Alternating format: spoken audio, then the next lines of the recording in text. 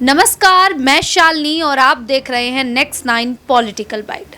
हरियाणा की राजनीति में रोज कुछ ना कुछ नया देखने को मिल रहा है। जी हाँ, आपको बता दें कि जहां गुरुवार को 30 वरिष्ठ नेता कांग्रेस में शामिल हो गए, यहां अब ये देखना है कि हरियाणा में जिस प्रकार से बीते लोकसभा चुनाव में भारतीय जनता पार्टी को 5 सीटों पर नुकसान हुआ, क्या आने वाले विधानसभा चुनाव में भारतीय जनता पार्टी सत्ता से उखड़ जाएगी और क्या एक बार फिर से यहाँ पर कांग्रेस का कब्जा होगा। इस पूरे मुद्दे पर चर्चा करेंगे। मेरे साथ मेरे सहयोगी मनीष मौजूद हैं। मनीष, आपका बहुत बहुत स्वागत है। मनीष, हरियाणा में देखा गया कि जो 30 वरिष्ठ नेता यहाँ पर कांग्रेस में शामिल हुए, ऐसा बताया जा रहा है कि जो नेता हैं ये जेजेपी के हैं, आम आदमी पार्टी के भी हैं, इनेलो के हैं, और ये भी कहा जा रहा है कि जो ये नेता कांग्रेस में शामिल हुए हैं ये भारतीय जनता पार्टी में बड़े पदाधिकारी भी थे। ऐसे में अब ये नेता उस समय में पार्टी में कांग्रेस में शामिल हुए हैं जब कुछ ही महीनों में हरियाणा में विधानसभा चुनाव होना है। क्या ऐसे में अब भारतीय जनता पार्टी की जो नींव है वो कमज़ोर पड़ती दिखाई दे रही है, और क्या अब जो आने वाले विधानसभा चुनाव हैं यहाँ पर कांग्रेस अपनी जीत हासिल करती दिखाई देगी? जी बिल्कुल शालिनी, यहाँ पर जिस तरीके से देखा गया विधानसभा के चुनाव आपने जैसे बताया कि नज़दीक हैं और लोकसभा चुनाव में भी देखा गया पार्टियां बिखरती हुई नजर आई, और ऐसे में भारतीय जनता पार्टी जो है वो कहीं ना कहीं अपनी साख खोती हुई नजर आई। और ऐसे में देखा जा सकता है 10 सीटों पर लोकसभा सीटों पर पिछले लोकसभा चुनाव में जीत दर्ज करने वाली भारतीय जनता पार्टी इस लोकसभा चुनाव में महज 5 सीटों पर जीत दर्ज कर पाती है। तो स्थिति साफ है कि यहाँ पर भारतीय जनता पार्टी के तमाम नेताओं के बीच में यहाँ पर फूट पड़ती हुई देखी जा सकती है, और ऐसे में कांग्रेस जो है पूरा फायदा उठाती हुई देखी जा सकती है, क्योंकि जिस तरीके से अनिल विज वाले मामले को लेकर यहाँ भारतीय जनता पार्टी बिखरती हुई नजर आई, यहाँ पर नायाब सिंह सैनी को हटाने की बातें तक होने लगी। सीएम बनना चाहते थे यहाँ पर अनिल विज, उनको सीएम नहीं बनाया गया, यहाँ तक कि लोकसभा चुनाव में भी कोई बड़ी जिम्मेदारी नहीं दी गई। तो ऐसे तमाम जो चीज़ें हैं पार्टी को बिखेरने की यहाँ पर काम कर रही हैं, और ऐसे में कांग्रेस जो है वो मजबूती यहाँ पर देखी जा सकती है कांग्रेस की। तो ऐसे में भूपेंद्र सिंह हुड्डा जिस तरीके से पार्टी को लेकर चल रहे हैं, पार्टी की कमान संभालते हुए चल रहे हैं पूरे हरियाणा में, उसको देख के समझा जा सकता है कि आने वाले विधानसभा चुनाव में कांग्रेस पार्टी सबसे मजबूत पार्टी बनकर उभरने वाली है सूबे में। और ऐसे में जिस तरीके से आपने बताया जेजेपी के और यहाँ पर इनेलो के और यहाँ पर बीजेपी के यहाँ पर तमाम नेता कांग्रेस का रुख करते हुए नजर आए, तो ये स्थिति इस वजह से होती है क्योंकि यहाँ पर लोकसभा चुनाव में जिस तरीके से देखा गया 99 सीटों पर कांग्रेस ने जीत दर्ज की, पिछले लोकसभा चुनाव के मुकाबले काफी ज्यादा बहुमत हासिल किया इंडिया गठबंधन के माध्यम से। तो अब ऐसे में देखा जा सकता है कि जिस तरीके से कांग्रेस अपनी मजबूत स्थिति में आ रही है और विधानसभा चुनाव नजदीक है, तो यहाँ पर भारतीय जनता पार्टी जो है कहीं ना कहीं पिछड़ती हुई नजर आ सकती है, और आने वाले विधानसभा के चुनाव में कांग्रेस पार्टी दोबारा से जीत दर्ज करके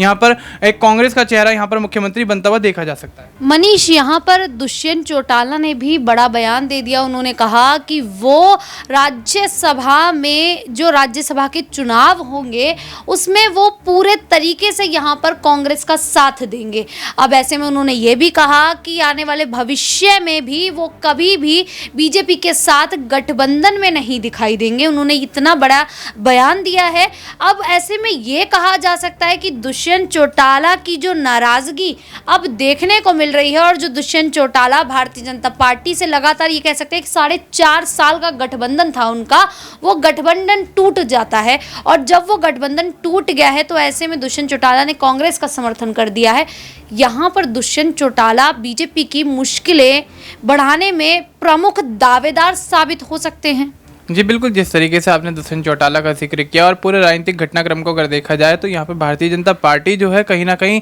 अपनी पूरी साख को खोती हुई नजर आ रही है, और तमाम जो पार्टियां सूबे में हैं वो मजबूत होती हुई नजर आ रही हैं, क्योंकि जिस तरीके से देखा गया लोकसभा चुनाव की अगर बात करें तो लोकसभा चुनाव में भारतीय जनता पार्टी में केवल हरियाणा में ही नहीं तमाम राज्यों में देखा गया यहाँ पर फूट पड़ती हुई नजर आई, विचार मिलते हुए नहीं नजर आए। तो ऐसे में देखा जा सकता है कि जिस तरीके से विचार ना मिलना, पार्टी में फूट पड़ना, ये तमाम वो चीज़ें हैं जो आगे आने वाले भविष्य में भारतीय भारतीय जनता पार्टी के लिए काफ़ी नुकसानदेह साबित हो सकती हैं। और आपने जिस तरीके से दुष्यंत चौटाला का जिक्र किया, तो यहाँ पर देखा जा सकता है दुष्यंत चौटाला जैसे मजबूत नेता यहाँ पर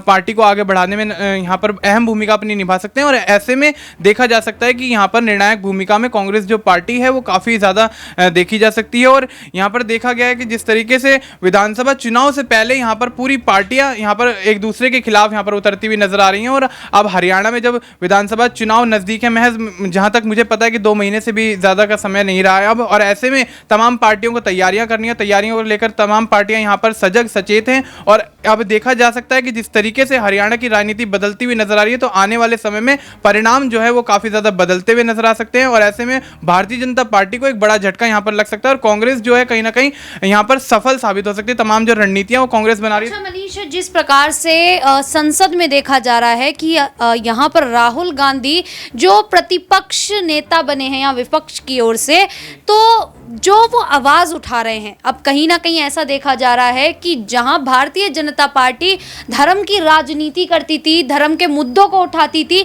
संसद में जहां पर देखा गया कि भारतीय जनता पार्टी की ओर से यहां पर धर्म की आवाज उठाई जाती थी, लेकिन यहां राहुल गांधी देखने को मिल रहे हैं कि किस प्रकार से वो यहाँ शिव जी की जो तस्वीर है वो दिखाते दिखाई दे रहे हैं और वो सीधा पीएम मोदी पर भी निशाना साध रहे हैं, जिसमें संसद में देखा गया कि कई जो नेता थे, एनडीए के जो सांसद थे, वो भड़कते हुए दिखाई दिए। लेकिन इसके बावजूद भी पीएम नरेंद्र मोदी ने चुप्पी साध ली थी। तो कहीं ना कहीं ये कह सकते हैं कि इस बार जो कांग्रेस को 99 सीटें मिली है, इससे कांग्रेस का जो जनाधार है वो मजबूत हुआ है और आने वाले विधानसभा चुनाव में हरियाणा में कांग्रेस एक बार फिर से उभरती हुई पार्टी बनकर सामने आएगी। जी बिल्कुल, जिस तरीके से आपने राहुल गांधी का जिक्र किया, संसद में जिस तरीके से वो शिवजी की मूर्ति दिखा रहे थे, तो उसको देख के ये समझा जा सकता है कि जिस तरीके से भारतीय जनता पार्टी यहाँ तमाम इल्ज़ाम लगाती हुई नजर आई है कांग्रेस पार्टी पे कि ये लोग केवल मुस्लिमों की राजनीति करते हैं या अल्पसंख्यकों की राजनीति करते हैं, तो ऐसे में देखा जा सकता है कि राहुल गांधी ने तमाम स्थिति को साफ करते हुए तमाम धर्मों के बारे में यहाँ पर, चाहे हिंदू हो, मुस्लिम हो, सिख हो, ईसाई धर्म हो,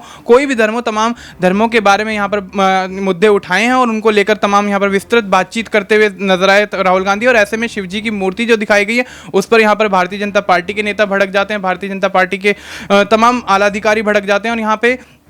देखा जा सकता है पीएम नरेंद्र मोदी भी उनसे थोड़े नाराज नजर आते हैं। तो ऐसे में अब देखा जा सकता है कि कांग्रेस पार्टी, जिसको एक मुस्लिमों की पार्टी बताया जाता था, वो पार्टी अब तमाम धर्मों को यहाँ पर लेकर चल रही है, साथ में सबको लेकर चल रही है। लेकिन मैं ये मानता हूँ कि अगर यहाँ पर कांग्रेस अगर मुस्लिमों की राजनीति कर रही होती तो कहीं ना कहीं देखा जा सकता है कि हिंदू वोटर्स उनको वोट नहीं देते, सिख वोटर्स उनको वोट नहीं देते, ईसाई वोटर्स उनको वोट नहीं देते। यहाँ पर अगर वोट कांग्रेस पार्टी को मिलता हुआ नजर आए या कांग्रेस पार्टी दोबारा से मजबूत होती हुई नजर आई है, तो तमाम धर्मों के लोगों ने उनको साथ दिया है, तमाम जनता ने उनका साथ दिया है और यहाँ पर हिंदू मुस्लिम की बात ही नहीं होनी चाहिए, क्योंकि देश जो है वो सभी का है, केवल हिंदू का नहीं है, केवल मुस्लिम का नहीं है। तो यहाँ पर देखा जा सकता है जिस तरीके से कांग्रेस पार्टी अब यहाँ पर धर्म की बात करती हुई नजर आ रही है, तमाम धर्मों को साथ में लेकर चलती हुई नजर आ रही है। आने वाले समय में यहाँ पर कांग्रेस पार्टी को जिस तरीके से इल्जाम लगा के यहाँ पर उनकी छवि खराब करने की कोशिश की गई है भारतीय जनता पार्टी द्वारा कि मुस्लिमों की राजनीति करते हैं, तो उससे वो अब आगे बढ़ते हुए नजर आ रहे हैं और तमाम स्थितियों को साफ करते हुए नजर आ रहे हैं। बिल्कुल, यहाँ पर राहुल गांधी नेता प्रतिपक्ष की जो जिम्मेदारी है उसको बखूबी निभाते हुए भी दिखाई दे रहे हैं।